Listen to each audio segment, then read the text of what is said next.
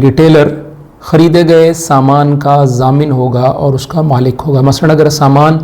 تلف ہو جائے یا ضائع ہو جائے یا چوری ہو جائے یا خراب ہو جائے یا کوئی ناگہانی صورت پیش آ جائے یا فورس میجر وغیرہ ہو جائے تو اس کی ساری ذمہ داری اس پرچون فروش پر یعنی ریٹیلر پر ہوگی، اور تھوک فروش یعنی ہول سیلر جو ہے اس کو اس کی پوری قیمت ملے گی۔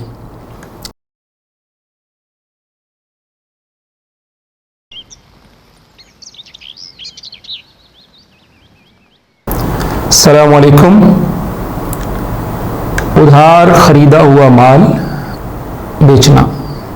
سوال یہ ہے کہ ایک چھوٹا دکاندار یا ریٹیلر کسی بڑے دکاندار یا ہول سیلر سے دالیں، انڈا یا سینیٹری یا ہارڈ ویئر کا سامان وغیرہ طے شدہ قیمت پر بنا ادائیگی ادھار اٹھا لیتا ہے اور پھر زیادہ قیمت کے عوض فروخت کر کے چند دنوں بعد تاجر کو رقم کی ادائیگی کر دیتا ہے اور نفع اپنے پاس رکھ لیتا ہے، کیا یہ درست ہے؟ جواب یہ ہے کہ اس معاملے کی دو صورتیں ہو سکتی ہیں۔ پہلی صورت یہ ہے کہ دالیں، انڈے یا سینیٹری یا ہارڈ ویئر یا کوئی بھی پروڈکٹس کا سامان وغیرہ طے شدہ قیمت پر ہول سیلر تاجر یا بڑے دکاندار سے ادھار لے کر قیمت خرید میں اخراجات اپنے جو اس پر آئے ہیں اور اسی طرح اپنا منافع شامل کر کے کچھ زیادہ قیمت پر اگر وہ چیزیں فروخت کر دی جائیں اور پھر اس قیمت کو وصول کرنے کے بعد تاجر جو ریٹیلر ہے وہ ہول سیلر کو ادائیگی کر دے، تو اس طرح کے لین دین میں کوئی حرج کی بات نہیں ہے، بشرطے کہ پہلی بات پرچون فروخت کرنے والا یعنی ریٹیلر خریدے گئے سامان کا ضامن ہوگا اور اس کا مالک ہوگا۔ مثلا اگر سامان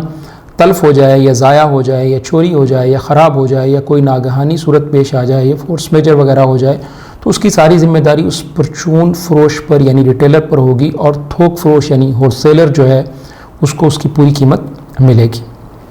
دوسری بات یہ کہ فروخت کرنے سے پہلے خریدا ہوا سامان وہ دکاندار یا پرچون فروش یا ریٹیلر جو ہے وہ اٹھا کر اپنے قبضے میں لے لے، یعنی جس سامان کو فروخت کرنا ہے اسے اپنی ملکیت میں لے لے اگرچہ اس نے قیمت ادا نہ کی ہو۔ لیکن یہ درست نہیں ہوگا کہ وہ سودا بھی لے لے، یعنی اسے سودا طے بھی کر لے اور سامان جو ہے وہ اپنے پاس اٹھا کر نہ لے کر آئے۔ اس کی دلیل جو ہے وہ حدیث ہے جو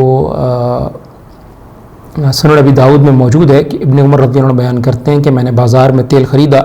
جب میں نے وصول کر لیا تو مجھے ایک آدمی ملا اور اس نے مجھے عمدہ نفع کی پیشکش کی۔ میں نے چاہا کہ میں اسے قبول کرتے ہوئے اس کے ہاتھ پر ہاتھ ماروں، یعنی سودا پختہ کر لوں، تو ایک شخص نے میرے پیچھے سے آ کر میرا بازو پکڑ لیا۔ میں نے پلٹ کر دیکھا تو وہ سیدنا زید ابن ثابت رضی اللہ عنہ تھے۔ انہوں نے کہا جہاں تم نے اسے خریدا ہے اس جگہ مت بیچو حتیٰ کہ اپنی منزل یا اپنی منزل پر لے جاؤ۔ بلا شبہ رسول اللہ صلی اللہ علیہ وسلم نے خریدنے کی جگہ پر ہی اس مال کو بیچنے سے منع فرمایا حتیٰ کہ تاجر اسے اپنی منزل پر لے جائے۔ تو سنن ابی داؤد 3499 اور یہ حدیث حسن لغیری ہے، محدث البانی کا نے اس پر یہ حکم لگایا۔ تو دوسری صورت یہ ہے کہ وہ جو ریٹیلر یا چھوٹا دکاندار ہے یا پرچون فروش ہے وہ بڑے تاجر کا نمائندہ بن جائے، سیلز ایجنٹ بن جائے یا ڈیلر بن جائے اور ہول سیلر سے یہ بات طے کر لے کہ وہ اس کا سامان فروخت کرے گا اور ہول سیلر سے اپنی اجرت یا سیلری یا طے شدہ تناسب یا پرسنٹیج واضح کر لے۔ اس صورت میں ضروری نہیں ہے کہ خریدنے والا سامان کا مالک بھی ہو یا کسی کو فروخت کرنے سے پہلے جب اس چیز کو اپنے قبضے میں لے، کیونکہ ایسی صورت میں وہ مالک بن ہی نہیں رہا، وہ صرف اپنی اجرت لے رہا ہے یا اپنی پرسنٹیج لے رہا ہے اور وہ اس تاجر کا نمائندہ یا ڈیلر ہے۔ لیکن اس صورت میں یہ ڈیلر یا یہ نمائندہ سامان آگے فروخت کرتے وقت یہ بھی واضح کر دے کہ یہ سامان میرا نہیں ہے، تاکہ وضاحت ہو جائے کہ عیب کی صورت میں جو اینڈ کنزیومر ہے اس سے جو واپسی کے معاملات ہیں اس کی ذمہ داری مالک پر عائد ہوتی ہے، اس ڈیلر یا ایجنٹ پر عائد نہیں ہوتی، کیونکہ اس کا مال نہیں ہے۔ تو یہ دو صورتیں ہیں جن دو صورتوں میں اگر کوئی شخص چھوٹا تاجر یا پرچون فروش یا ریٹیلر جو ہے وہ کسی سے بڑے تاجر سے یا ہول سیلر سے مال اٹھاتا ہے اور ادائیگی جو ہے وہ مال کی فروخت کے بعد کرتا ہے تو اس میں کوئی حرج کی بات نہیں، جب قیمت بھی طے ہو جائے اور جب جو ہے وہ پیمنٹ کا ڈیوریشن جو طے ہوا ہے وہ بھی جو ہے واضح ہو کہ مثال کے طور پہ یہ ہم ان پروڈکٹس کی قیمت ہے اور یہ 2 ماہ بعد یا 1 ماہ بعد میں اس کی ادائیگی کروں گا۔